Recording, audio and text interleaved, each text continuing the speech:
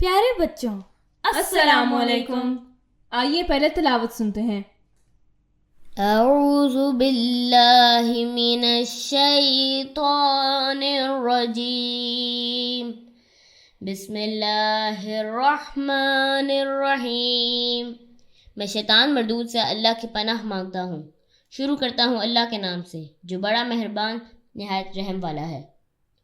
वहुवल्लज़ी जअल लकुमुल लैला लिबासन वन्नौम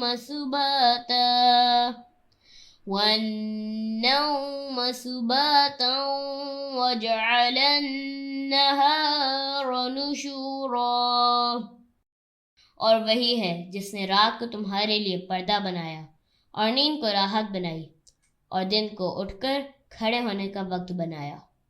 सदक़ल्लाहुल अज़ीम। जज़ाकल्लाह। मौलिम radio programme में हादिया और नबीहा की तरफ से खुशामदीद। सबसे पहले आज की अच्छी बात, हदीस नबवी सल्लल्लाहु अलैहि वसल्लम है कि सिला रहमी करने वाला वो नहीं जो बदले में सिला रहमी करे, बल्कि वो है कि जब उससे किता रहमी की जाए तो वो सिला रहमी करे। प्यारे बच्चों, सिला रहमी करने का मतलब है अल्लाह ताला की रहमत का मुस्तहिक होना।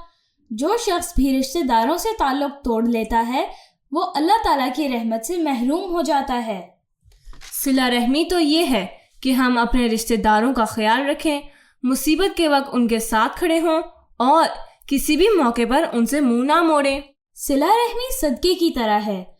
हमने सदके के बारे में पढ़ा है कि सदका हमारे माल को बढ़ाता है और सदका करने से अल्लाह ताला बहुत खुश होते हैं। इस तरह सिला रहमी करने से भी अल्लाह ताला को राजी किया जा सकता है। एक और बात, और ये बहुत अहम बात है कि अगर कोई हमसे अच्छा सलूक करेगा तो ही हम उससे अच्छा सलूक करेंगे। ये सिला रहमी नहीं है, बल्कि सिला रहमी ये है कि जो हमसे ताल्लुक तोड़े या तोड़ने की कोशिश करे, हम आगे बढ़कर उससे ताल्लुक जोड़ने की कोशिश करें। इसी में अल्लाह ताला हमसे राजी है। एक और जगह पर नबी करीम सल्लल्लाहु अलैहि वसल्लम ने इरशाद फरमाया है कि जो शख्स ये बात पसंद करे कि उसके रिस्क में कुशादगी की जाए और उसकी उम्र दराज की जाए तो वो रिश्तेदारों से सिला रहमी करे। यानी कि अगर हम सिला रहमी करेंगे तो अल्लाह ताला हमसे राजी होंगे और हमारे रिस्क में बरकत बढ़ाएंगे। तो प्यारे बच्चों, आइए मिलकर दुआ करते हैं कि अल्लाह ताला हम सबको सिला रहमी करने की तौफीक अता फरमाए। आमीन। इसी के साथ सुनते हैं आज का पहला कंपोनेंट जो है पढ़ो और आगे बढ़ो। पढ़ो और आगे बढ़ो के साथ आपकी टीचर मिस ताहिरा नासिर की तरफ से आप सबको मेरा सलाम और खुशामदीद। कैसे हैं आप? उम्मीद है कि बिल्कुल खैरियत से होंगे और मैं भी बिल्कुल ठीक हूँ।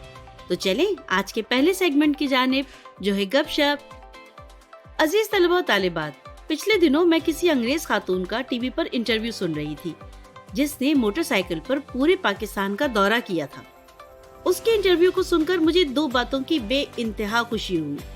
पहली तो ये कि उसने सयाहत के लिए पाकिस्तान का इंतखाब किया।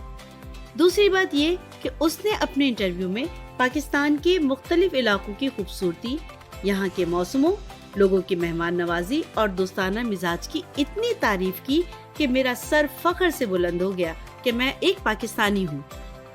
उसका कहना था कि दुनिया के कई मुमालिक ऐसे हैं जहाँ साल के 12 महीने एक ही मौसम रहता है। उसमें अफ्रीका के कई मुमालिक हैं जहाँ सर्दी नहीं पड़ती। इसी तरह कई मुल्क ऐसे भी हैं जहाँ सूरज 6-6 महीने नहीं निकलता, वहाँ ज्यादातर ठंड रहती है। कुछ मुल्कों में अक्सर और बेशतर बारिश होती रहती है, इसलिए वहाँ हब्स भी होता है। लेकिन इसके मुकाबले में पाकिस्तान को अल्लाह ताला ने हर तरह के मौसम से नवाजा है। अगर इसके मैदानी हिस्सों में गर्मी पड़ रही है तो वहीं शुमाली पहाड़ी इलाकों में ठंडी ठंडी हवाओं का राज है। सर्दियों का मौसम शुरू होता है तो पहाड़ी मकामात पर बर्फबारी होने लगती है। इसी तरह बरसात मौसम गर्मा और मौसम सरमा दोनों में हमें मिलती है। सितंबर अक्टूबर में खिज़ां का मौसम और पीले पत्ते दरख्तों और पौधों का रंग बदल देते हैं, तो फरवरी से अप्रैल तक बहार उनमें खुशनुमा फूल और हर सिमत हरियाली ले आती है। वो खातून सयाह न सिर्फ मौसमों को लेकर हैरान थी बल्कि वो गिलगित बल्तिस्तान के हैरत अंगेज पहाड़ों, नारान और शुगरान के बहते झरनों, सवात की खूबसूरती, जम्मू कश्मीर के बहते दरिया, राकापोशी के बर्फानी चोटी के हुस्न, लालाजार के सब्जे, मरी की खूबसूरत दरख्त और जगह जगह आबशारों के बहाव से इतनी मुतासिर थी कि उसका दिल यहाँ से जाने को नहीं कर रहा था। प्यारे साथियों, इस गैर मुल्की औरत की बातें सुनकर मुझे एहसास हुआ कि हमें अल्लाह ने इतना खूबसूरत मुल्क अता किया है जिसकी खूबसूरती को गैर मुल्की भी सराहते हैं। लेकिन वहीं मैंने खुद से ये सवाल किया, क्या हम इसके इन मनाजिर और इन सयाहती मकामात की खूबसूरती को सराहते हैं? क्या हम इन मकामात का ख्याल रखते हैं? क्या यहाँ की सफाई सुथराई का उसे गैर मुल्कियों और अपने लोगों के लिए महफूज बनाने का कभी हमने सोचा है? जरा इस बारे में जरूर सोचिएगा। अल्लाह की नेमतों को जाया करना और उनकी हिफाजत ना करना नाशुक्री के जुमरे में आता है और अल्लाह ताला को नाशुक्रापन सख्त नापसंद है। इसलिए हमें अल्लाह के शुक्रगुजार बंदों में शामिल होना है और अपनी सरजमीन की पूरी तरह हिफाजत करनी है। चलिए एक अच्छा सा गीत सुनते हैं जिसमें पाकिस्तान के इन्हीं मनाजिर की तारीफ की गई है। गीत गा रहे हैं मशहूर गुलकार आलमगीर।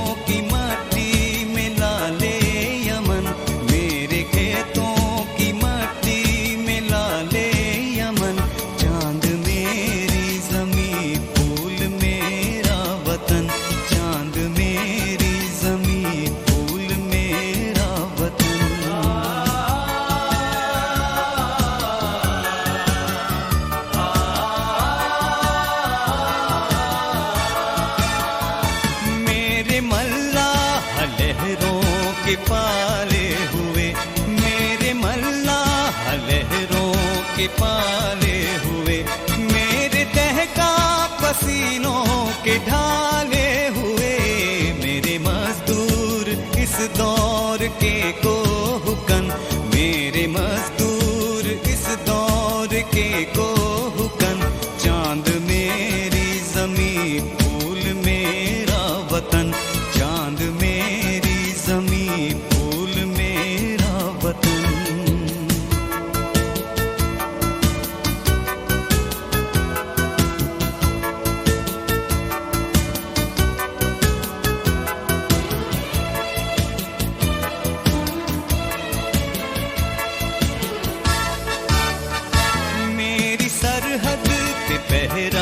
है ईमान का मेरी सरहद पे पहरा है ईमान का, मेरे शहरों पे साया है कुरान का।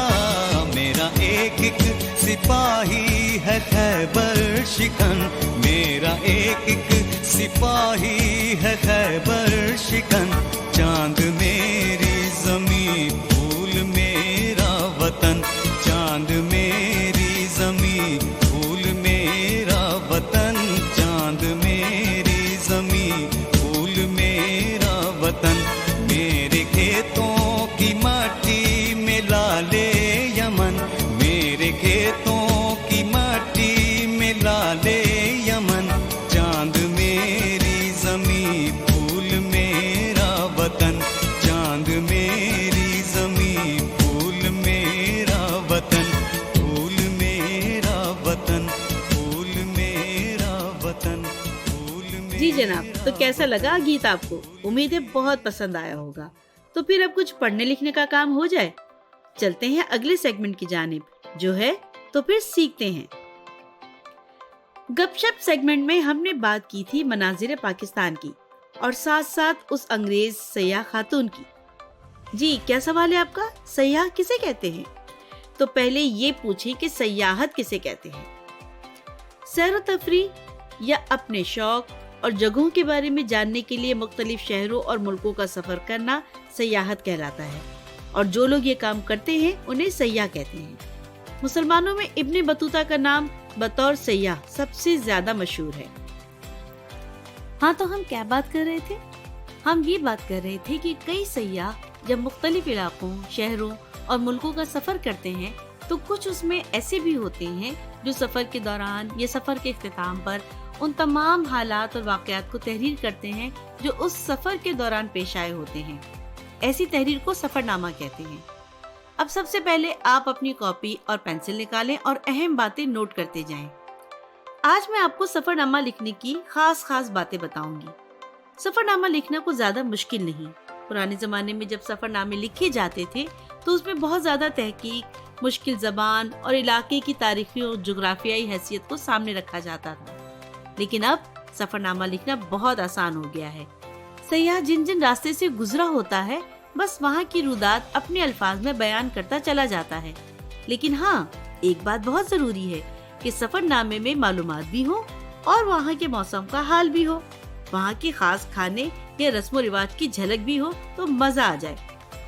आप अगर सफरनामा लिखेंगे तो आपके लिए जरूरी है कि आपने उस जगह का सफर किया हो, उस जगह को आपने अपनी आंखों से देखा हो। इस तरह आपका सफरनामा असल सफरनामा होगा। आइए कुछ निकात लिखते हैं कि सफरनामा लिखने के लिए क्या जरूरी है। सबसे पहले आप खुद मुशाहिदा करें, उस जगह जाकर देखें। अरबी का एक मशहूर मकौला है, मुशाहिदा खबर के बराबर नहीं हो सकता। यानी किसी ने आपको बता दिया कि फला जगह में ये चीजें देखने से ताल्लुक रखती हैं, या आपने उस इलाके के बारे में कहीं पढ़ा हो या कोई वीडियो देखी हो, तब भी आप सफरनामा बिना वहां जाए नहीं लिख सकते। सफरनामा लिखने की पहली शर्त ही यही है कि आप खुद वहां मौजूद हों। दूसरी बात, आप अपने एहसासात को कलमबंद कीजिए। तीसरी अहम बात, जिन लोगों से मुलाकात हुई उनके बारे में बताइए, अपने तजर्बात लिखें। नंबर 4, उस इलाके की मंजरकशी कीजिए, हर उस जगह की जहाँ से आप गुजरे हो। इस तरह लिखिए कि उसे पढ़ने के बाद जो भी वहाँ जाए वो बेसाख्ता कह उठे कि वाकई आपने जैसा अपने सफरनामे में बताया था ये जगह तो बिल्कुल वैसी ही है। 5वीं बात, जहाँ आप ठहरे हो वहाँ के इंतजामात और खाने पीने के बारे में बताइए। 6ठी बात, सफर के दौरान कोई खास वाकया पेश आया हो तो उसे जरूर लिखें। वाकया असल होना चाहिए, फर्जी या तखयलाती यानी खुद से घड़ के कुछ ना लिखें। नंबर 7, मुमकिन हो तो मुकामी लोगों का इंटरव्यू कीजिए, उनके साथ कुछ वक्त बिताइए, उनसे बात कीजिए, वहाँ के रहन सहन और रसूमात के बारे में जानिए, उनका हुलिया बताइए, उनके किरदार के बारे में लिखिए कि वो किस तरह पेश आए। 8वीं बात, सफरनामे में कहीं कहीं मुकालमे या डायलॉग भी लिखे जा सकते हैं। जैसे कि आप लिख सकते हैं, जैसे फर्ज कीजिए आपकी ड्राइवर से बात हो रही है तो आप लिखेंगे, मैंने जीप के ड्राइवर से पूछा झील सैफुल मुल्क जाने के कितने पैसे लोगे? उसने कहा आने जाने के 3000। आजकल यही रेट चल रहा है। ड्राइवर मुझे ज्यादा लिफ्ट नहीं करवा रहा था क्योंकि बहुत से लोग इस रकम में जाने को तैयार थे, चुनाचे मैंने हामी भर ली। वो बहुत माहिर ड्राइवर था। अब सफरनामे के हिस्से में देखिए मुकालमे भी आ गए और आपने ड्राइवर की सिफात भी बता दी।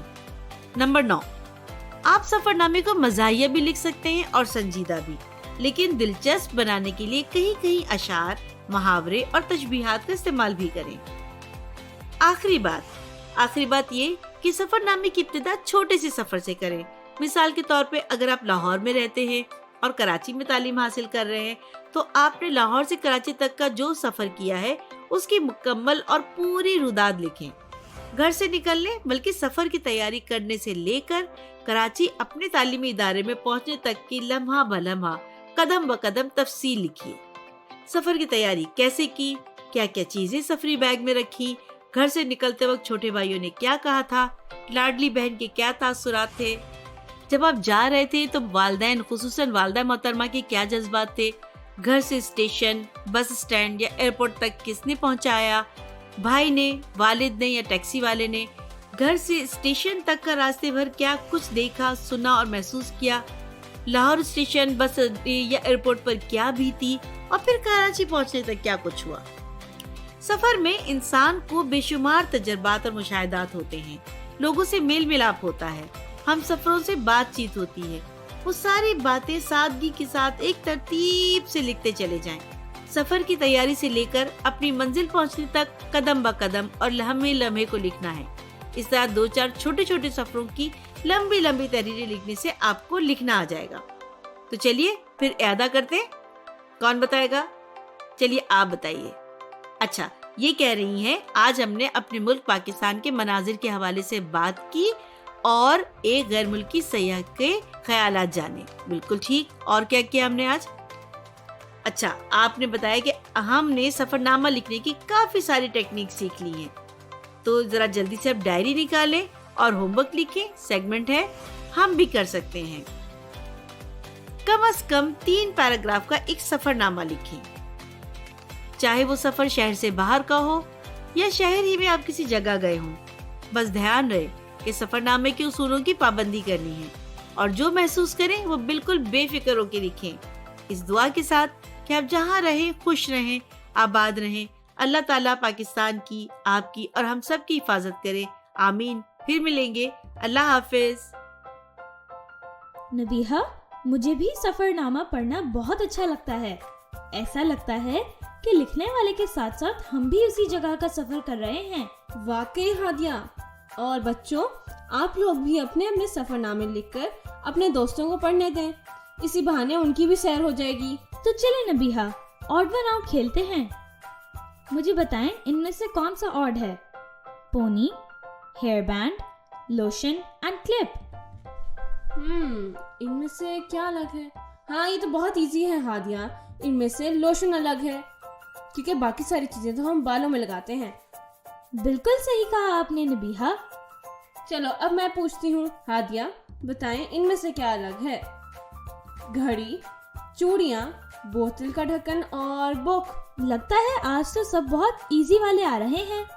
इनमें से बुक अलग है ना, क्योंकि बाकी सब चीजें तो गोल हैं। जी बिल्कुल सही जवाब। तो नबीहा, लायन, जिराफ, शार्क और wolf, which is different? Giraffe अलग हुआ ना, क्योंकि वो पौधे खाता है यानी कि हर्बिवोर है, और बाकी सब तो गोश्त खाने वाले हैं यानी कि कार्निवोर्स। वाह नबीहा, आपने तो बिल्कुल सही जवाब बताया। चलो अब ये बताओ, पानी, शरबत, जूस और शेक में से क्या अलग है? नबीहा, ये सब तो हम पीते हैं ना, तो इनमें से क्या अलग हो सकता है? सारे ही लिक्विड हैं और सब हम पीते हैं, सब एडिबल हैं, तो इनमें से क्या अलग होगा? हादिया, क्या आप हार मानती हैं? लग तो ऐसा ही रहा है। तो मैं जवाब बताती हूँ। इसमें से पानी अलग है क्योंकि बाकी सब में कोई ना कोई फल या फ्लेवर तो लाजमी होता है। ओह अच्छा, हाँ ठीक है, समझ आ गया। इस हिसाब से तो आज के खेल की विनर आप हुई। ये तो चलें सुनते हैं आज का अगला कंपोनेंट, जो है 1 2 3 मैथमेटिक्स की मशीन। डियर स्टूडेंट्स, अस्सलाम वालेकुम। 1 2 3 मैथमेटिक्स की मशीन के साथ राहिला माहीन हाजिर हैं। कैसे हैं आप सब लोग? बिल्कुल फिट? जी, वर्जिश के लिए वक्त निकालते हैं? अच्छा, ये बताइए कि आप सब दोस्त भागने दौड़ने वाले खेल खेलते हैं, जैसे क्रिकेट, फुटबॉल, खो खो? अरे भाई, ये तो लड़कियों का पसंदीदा गेम है। और भी बहुत सारे गेम्स हैं और ये बहुत फायदेमंद है क्योंकि इससे आपकी फिजिकल एक्टिविटी होती है और आप फिट रहते हैं। तो खेल भी खेला करें। प्रोग्राम शुरू करते हैं। आज के प्रोग्राम के मेहमान हैं, अरे ये मेहमान कहाँ चले गए? चले मैं देखती हूँ। मैंने आपसे सस्ती पेंसिलें खरीदी हैं।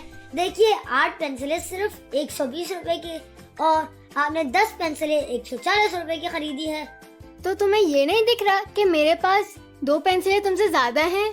तो कीमत भी तो ज्यादा दी थी है आपने। ओ अस्सलाम वालेकुम मिस। ओ अस्सलाम वालेकुम मिस। वालेकुम अस्सलाम। भाई आप लोग दोनों क्यों लड़ रहे हैं?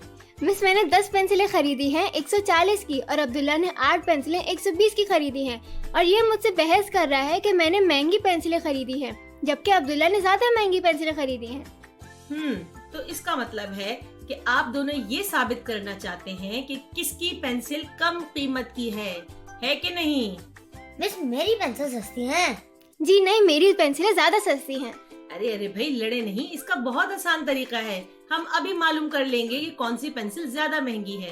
वो कैसे miss? Bye ratio method. Miss, ratio क्या होता है? रेशो दो चीजों के बीच में कंपैरिजन के लिए इस्तेमाल होता है।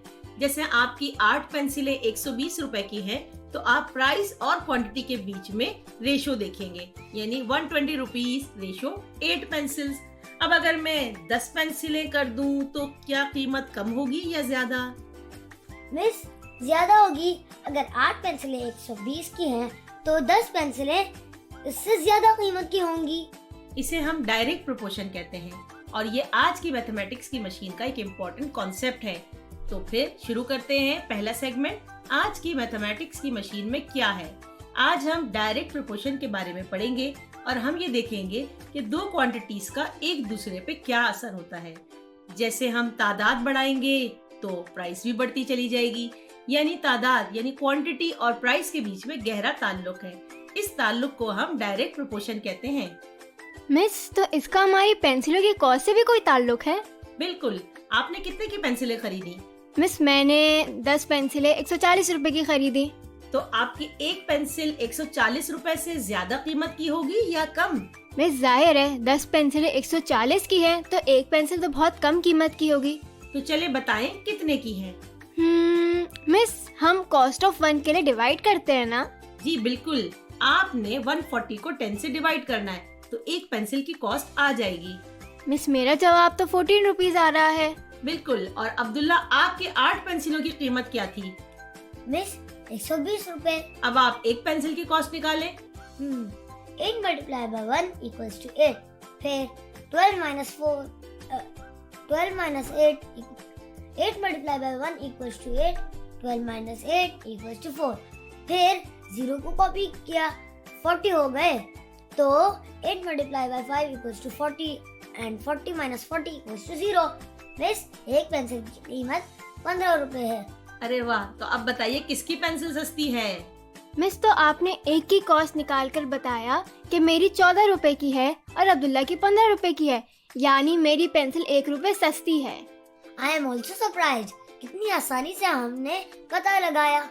जी, इसे हम यूनिटरी मेथड कहते हैं, यानी पहले यूनिट कॉस्ट निकालें, यानी कॉस्ट ऑफ 1। इसके लिए आप डिवाइड करेंगे, फिर कॉस्ट ऑफ मेनी निकालेंगे, जिसके लिए हम मल्टीप्लाई करेंगे। तो अब मेरा सवाल है, 10 किलो बिरयानी की देग की कीमत 6000 रुपए है, तो 8 किलो बिरयानी की देग कितने की होगी? Wow miss, biryani is my favourite. मेरे मुंह में तो पानी आ गया, मेरी भी फेवरेट है। भाई, मेरे सवाल का पहले जवाब दे दे, बाद में बिरयानी खाएंगे। वाकई मिस? क्यों नहीं, आज का टॉपिक जल्दी से समझ लें, फिर हम मिलकर बिरयानी खाएंगे। ओह जबरदस्त। मिस, प्लीज सवाल रिपीट कीजिए। जी, तो सवाल ये है कि 10 किलो की बिरयानी की देग की कीमत 6000 रुपए है, तो 8 किलो की बिरयानी की देग कितने की होगी? पहले ये बताएं कौन सी दो क्वांटिटीज आपस में रिलेटेड हैं? मिस, बिरयानी की क्वांटिटी और उसकी कॉस्ट। तो हमारा पहला स्टेप क्या होगा? मिस, हम पहले बिरयानी की यूनिट कॉस्ट निकालेंगे। अरे वाह, आपने तो बहुत अच्छी टर्मिनोलॉजी इस्तेमाल की है। जी बिल्कुल, बिरयानी की यूनिट कॉस्ट क्या होगी? 10 किलो 6000 की, तो 1 किलो के लिए हम 6000 को 10 से डिवाइड करेंगे, तो ये 600 रुपीस रह जाएगा, यानी 1 किलो 600 रुपए की है। अब मुझे समझ आया, आपने कहा था यूनिट कॉस्ट, फिर कॉस्ट ऑफ मोर, तो अब्दुल्ला ने यूनिट कॉस्ट निकाली है, अब कॉस्ट ऑफ मोर बतानी होगी। 1 किलो 600 रुपीस की, तो 8 किलो के लिए हम मल्टीप्लाई करेंगे। 600 multiply by 8 equals to 4800 rupees. Oh miss, देखें, 10 किलो 6000 की और 8 किलो 4800 की किया, ये सही है? आप ये बताइए, पहले 10 किलो बिरयानी थी तो कॉस्ट 6000 थी, अब बिरयानी कम कर दी है तो कॉस्ट कम होनी चाहिए या ज्यादा? मिस, मुझे समझ आ गया, चीज कम होती है तो उसकी कॉस्ट भी कम हो जाती है। अगर 10 की जगह 12 रख देते तो कितने पैसे हो जाते? तो हम 600 मल्टीप्लाई बाय 12 कर देते, इसका जवाब 7200 रुपए आता, यानी चीज कम कॉस्ट कम, चीज ज्यादा तो कॉस्ट ज्यादा। भाई वाह, मेरे बच्चे तो माशाल्लाह बहुत ज़हीन हैं। आप लोगों ने तो बड़ी आसानी से डायरेक्ट प्रोपोर्शन को एक्सप्लेन कर दिया। तो बेटा, जब एक क्वांटिटी बढ़ेगी और दूसरी भी बढ़ जाए, या एक क्वांटिटी कम हो और दूसरी भी कम हो जाए, तो उसे हम डायरेक्ट प्रोपोर्शन कहते हैं। अब ये बताइए, डायरेक्ट प्रपोर्शन हम अपनी रियल लाइफ में कहाँ देखते हैं? मिस किताबों की खरीदारी में। किताबों की खरीदारी के अलावा, जैसे अगर गाड़ी में पेट्रोल ज्यादा होगा तो हम ज्यादा डिस्टेंस ट्रैवल करेंगे। मिस अगर पेट्रोल कम होगा तो कम डिस्टेंस। ज्यादा मेहमान होंगे तो ज्यादा खाना चाहिए, और अगर कम मेहमान होंगे तो कम खाना चाहिए। ज्यादा काम होगा तो वक्त ज्यादा लगेगा, कम काम होगा तो कम वक्त लगेगा। बड़ी रजाई बनाने के लिए ज्यादा रुई दरकार है, छोटी रजाई बनाने के लिए कम रुई दरकार है। अरे वाह, आप लोगों ने तो एग्जाम्पल्स की भरमार कर दी। Very good. चले अब दूसरा सवाल करते हैं। 4 माल्टों की कीमत 12 रुपए है, 9 माल्टों की कीमत क्या होगी? मिस मेरी बारी please. Okay Abdullah, go ahead. Miss पहले यूनिटरी मेथड से एक माल्टे की कीमत निकालेंगे। जैसे 12 रुपीस के 4 तो 12 डिवाइड बाय 4 इक्वल्स टू 3। एक माल्टे 3 रुपए का होगा। Miss am I right? बिल्कुल ठीक। अब एक माल्टा अगर 3 रुपए का है तो 10 माल्टे कितने के होंगे? ख्याल रहे, पहले कॉस्ट ऑफ 1 थी, अब कॉस्ट ऑफ मैनी है। कॉस्ट ऑफ मनी के लिए हम तो मल्टीप्लाई करते हैं। बिल्कुल ठीक अब्दुल्ला। तो अब आप किसको किससे मल्टीप्लाई करेंगे? मिस मैं कॉस्ट ऑफ 1 जो के 3 रुपए की है, नंबर ऑफ ऑरेंजेस से मल्टीप्लाई कर लूंगा। तो 3 मल्टीप्लाई बाय 10 इक्वल्स टू 30, तो ये 30 रुपीस की होंगे। Very good. हमना अब आपके लिए एक सवाल। If 4 litre paint covers 120 square yard, then how much area will be covered by 10 liters of paint? I'm repeating. If 4 liters paint covers 120 square yard, then how much area will be covered by 10 liters of paint? 4 litre से 120 square yard पर paint हो सकता है। तो miss पहले हम 1 square yard के लिए पेंट की क्वांटिटी को कैलकुलेट करेंगे। जी बिल्कुल Hamna, on the right track. तो मिस ये हो जाएगा 4 multiply by 3 is equal to 12, 4 multiply by 0 is equal to 0। 30 square yard को हम पेंट कर सकते हैं 1 लीटर से। तो 10 लीटर के लिए 30 multiply by 10 is equal to 300। 300 square yard को पेंट कर सकते हैं। जी, तो आपने क्या कहा था पहले? यूनिट एरिया के लिए रिक्वायर्ड पेंट्स की क्वांटिटी निकाली, इसके लिए आपने डिवाइड किया, फिर मोर एरिया के लिए आपने मल्टीप्लाई किया। यानी पहले डिवाइड फिर मल्टीप्लाई। पहले कॉस्ट ऑफ 1 के लिए डिवाइड, फिर कॉस्ट ऑफ मैनी के लिए मल्टीप्लाई। तो याद रहेगा ना? Yes miss. Yes miss. तो हम आगे चलते हैं। हमारा अगला सेगमेंट है लेट्स प्रैक्टिस। याद रहे, सेम प्रोसीजर रहेगा। पहले हम यूनिट वैल्यू निकालेंगे। यूनिट वैल्यू कैलकुलेट करने के लिए हम क्या करेंगे? डिवाइड। जी, और फिर मोर वैल्यूज के लिए मल्टीप्लाई। चले अब मैं अगला सवाल पढ़ रही हूँ। अगर एक शख्स 15 मिनट तक साइकिल चलाकर 120 कैलोरीज बर्न करता है, अगर वो 75 मिनट तक साइकिल चलाएगा तो कितनी कैलोरीज बर्न होंगी? Okay Hamna, it's your turn first. Miss 15 minute में 120 कैलोरीज बर्न हो रही हैं। तो 1 मिनट में 120 divided by 15 is equals to 8। तो मिस 1 मिनट में 8 कैलोरीज बर्न करता है। तो 75 मिनट्स में यानी क्वांटिटी फॉर मोर, तो हम मल्टीप्लाई करेंगे। 8 multiply by 75 is equal to 610। तो वो 610 कैलोरीज बर्न करेगा। मिस मैंने सही कहा ना? वेरी गुड हमना, आपने बहुत अच्छे तरीके से ये सवाल हल किया। अब्दुल्ला, अब आपकी बारी है। अगर एक शख्स 2 घंटे में 10 पेजेस लिखता है तो वो 12 घंटे में कितने पेजेस लिखेगा? 1 घंटे में 40 सफ़े। यूनिट वैल्यू के लिए 40 को 2 से डिवाइड करेंगे, तो 1 घंटे में 20 सफ़ात। तो फॉर मोर वी मल्टीप्लाई। तो 12 घंटे में 12 multiply by 20 equals to 240 pages. 240 pages लिखेंगे। Miss am I right? वाह अब्दुल्ला, बहुत अच्छे। अब हमना आपकी बारी है। 5 किलो आम 150 रुपीस के हैं, तो 8 किलो आम कितने के होंगे? मिस पहले यूनिट कॉस्ट 1 किलो आम की निकालेंगे। तो हम 750 को 5 से डिवाइड कर देंगे। 750 divided by 5 is equal to 150। अब 1 किलो आम 150 के हैं, तो 8 किलो में कॉस्ट ऑफ मैनी के लिए हम मल्टीप्लाई करेंगे। 150 multiply by 8 is equal to 1200। तो ये होंगे 1200 आम। भाई आप लोगों की अंडरस्टैंडिंग बता रही है कि आप लोग को डायरेक्ट प्रोपोर्शन बहुत अच्छी तरह समझ आ गया है और आपको यूनिटरी मेथड को भी अप्लाई करना समझ आ चुका है। अब हम चलते हैं अपने प्रोग्राम के रिकैप की तरफ। तो बच्चों, आज हमने क्वांटिटीज को आपस में रिलेट किया और ये देखा कि जब एक क्वांटिटी बढ़ रही हो और साथ में दूसरी भी बढ़ने लगे या एक क्वांटिटी के कम होने से दूसरी भी कम हो जाए तो इसे हम डायरेक्ट प्रोपोर्शन कहते हैं। इसके लिए हम डिवाइड करके पहले कॉस्ट ऑफ वन निकालते हैं, फिर मल्टीप्लाई करके हम कॉस्ट ऑफ मैनी निकालते हैं। डियर स्टूडेंट, इससे रिलेटेड काम आपकी मैथ की बुक्स में मौजूद है, इसे मुकम्मल कर लीजिएगा। इसके साथ ही अपनी मेजबान राहिला माहिन को इजाजत दीजिए। अल्लाह हाफिज। अब बारी है एक्सरसाइज की। हाँ तो बच्चों, आप तो तैयार हैं एक्सरसाइज के लिए?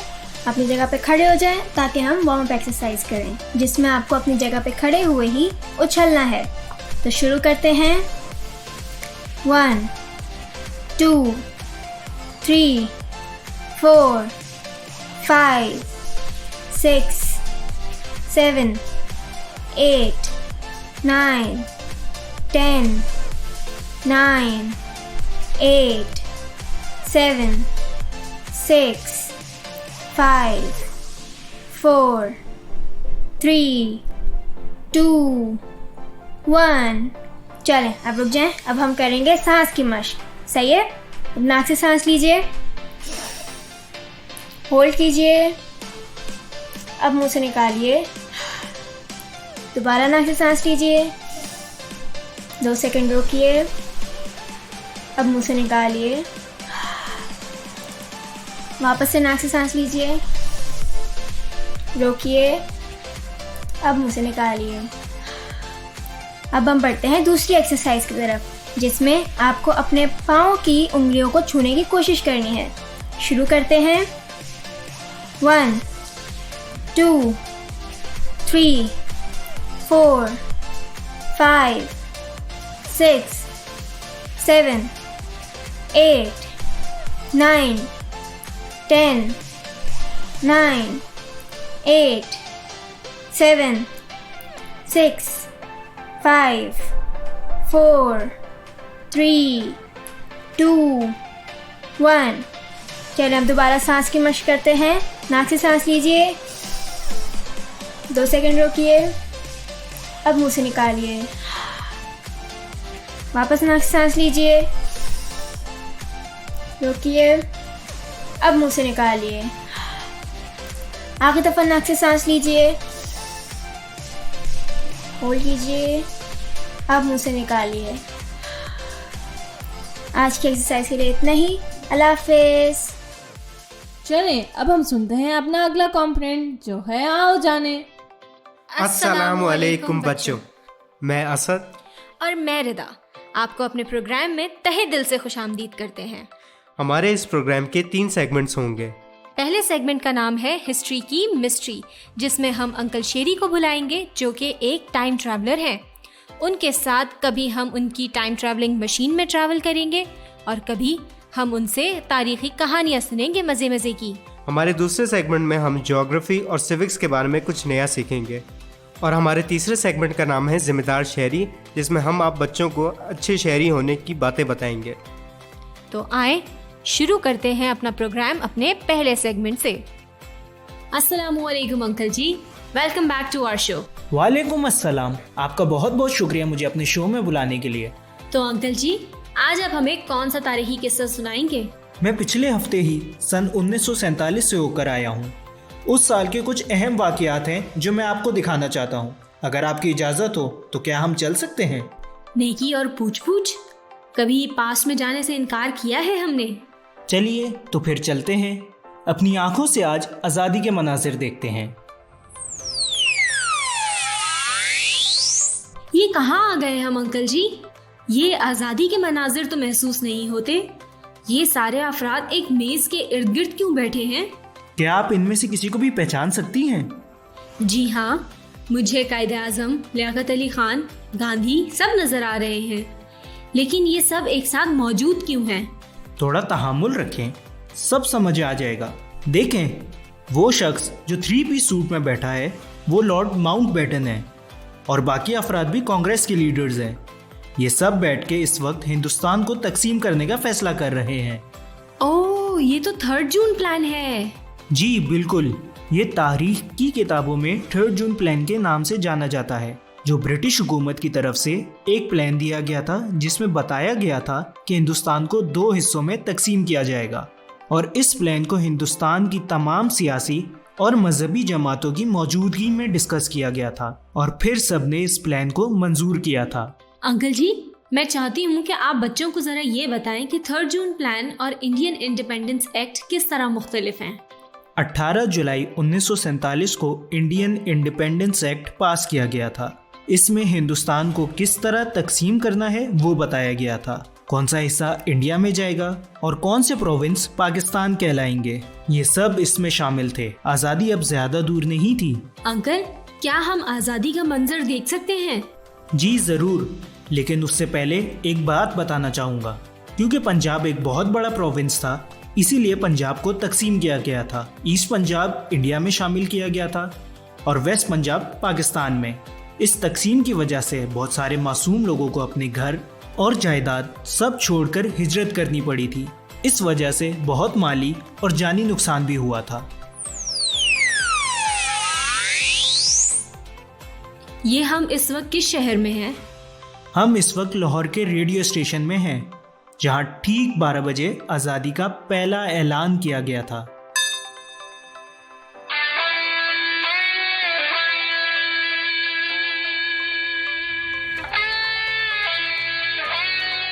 अस्सलामुअलैकुम। पाकिस्तान ब्रॉडकास्टिंग सर्विस, हम लाहौर से बोल रहे हैं। 13 और 14 अगस्त सन 47 ईस्वी की दरमियानी रात 12 बजे तुलूए सुबह आज़ादी।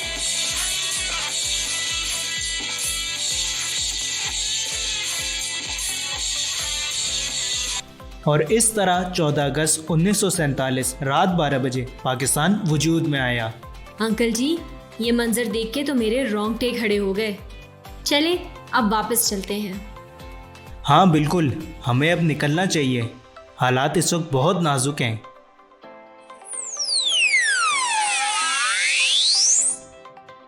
आज़ादी के बाद कायदे आज़म पाकिस्तान के पहले गवर्नर जनरल अपॉइंट हुए थे ना? बिल्कुल दुरुस्त फरमाया आपने। पाकिस्तान के पहले गवर्नर जनरल मोहम्मद अली जिन्ना थे और लियाकत अली खान पहले प्राइम मिनिस्टर थे। आपका बहुत बहुत शुक्रिया, आपने आज हमें माजी के बारे में इतनी सारी मालूमात दी। अगली किस्त में मिलेंगे आपसे कुछ नया सीखने के लिए। तब तक के लिए अल्लाह हाफिज। खुदा हाफिज। हमारे अगले सेगमेंट में आज हम बात करेंगे कॉन्फ्लिक्ट रेजोल्यूशन, यानी कि मुख्तलिफ किस्म के इख्तलाफात या तनाज़ों को हल करने का तरीका। मगर उससे पहले आए इस कहानी को गौर से सुनते हैं। अब्बू ऑफिस से घर आए तो देखते हैं फातिमा और हमजा दोनों लड़ रहे हैं। अब्बू को समझ नहीं आ रहा था कि दोनों की लड़ाई की वजह क्या थी। दोनों बच्चों को अपने पास बिठाया और उनसे पूछा कि उनके कॉन्फ्लिक्ट की वजह क्या है। अब्बू, कॉन्फ्लिक्ट क्या होता है? कॉन्फ्लिक्ट से किसी भी बात पे इख्तिलाफ की वजह से लड़ाई का माहौल बन जाता है।